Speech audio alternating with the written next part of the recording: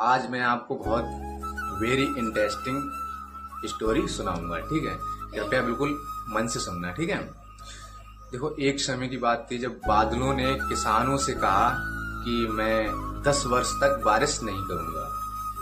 तो किसानों ने सोचा कि अगर 10 वर्ष तक बारिश नहीं होगी तो बहुत दिक्कत आ जाएगी, है ना। तो जो सारे किसान थे उन्हें अपना अपना औजार पैक करके रख लिया अपने घर में।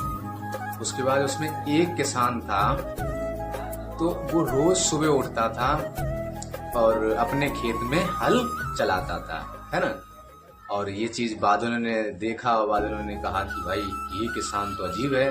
जब मैंने सभी से कह दिया है कि 10 वर्ष तक मैं बारिश नहीं करूंगा, फिर भी ये किसान नहीं मान रहा है, अपने खेत में रोज अपना रेगुलर मान लो हल चला रहा अपने खेत में। तो बादलों ने प्लान बनाया है कि चलो इस किसान से मिलने चलते हैं हम आज। तो भाई सब जो बादल थे वो उस किसान से मिलने के लिए आए। तो उस किसान से कहा कि भाई ऐसा बताओ हमें, जो अदर किसान और लोग हैं तो उनके तो मान लो जो अपने औजार घर में उनने रख लिए हैं, तुम ये बताओ तुम रोज सुबह हल क्यों चलाते हो अपने खेत में।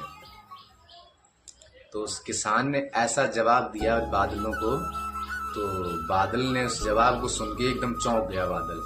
ठीक है, तो किसान ने बादल से कहा कि मैं खेत में हल इसलिए चलाता हूँ क्योंकि आप 10 वर्ष के बाद बारिश करोगे। जब लोग कहीं मैं बारिश जो हल चलाना ही नहीं कहीं भूल जाऊं, तो इसलिए मैं अपने खेत में रोजाना हल चलाते हैं। ठीक है, तो बादल ने भी ये सोचा किसान की बात।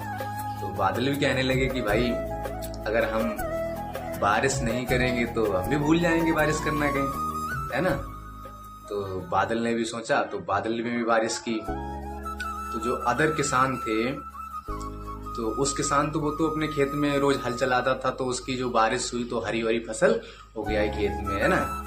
तो जो अदर किसान थे उनकी तो फसल, उन्हें जब हल ही नहीं चलाया तो उनकी फसल जमेगी कहाँ से। तो हमें इस स्टोरी से ये सीखने को मिलता है, तो हमें रेगुलर जिस चीज पे हमने कोई भर्ती पे अगर डिस्कस किया है उस भर्ती को पाने के लिए, तो हमें रेगुलर उस पे मेहनत जारी रखना चाहिए, करनी चाहिए। ठीक है ना। तो हमें इस कहानी से यही मिलता है, अगर कोई मेहनत कर रहे हैं तो उस हमेशा मान लो ऐसा नहीं सोचें कि अब ये भर्ती आने ही वाली है तो हम जब ही इस पे मेहनत करें। तो हमें लगातार मेहनत को जारी रखना चाहिए और मेहनत को आगे बढ़ाना चाहिए, तभी हम सफलता पा सकते हैं। तो इस कहानी से उम्मीद है बहुत सीखने को मिला होगा तुम दो लोगों को।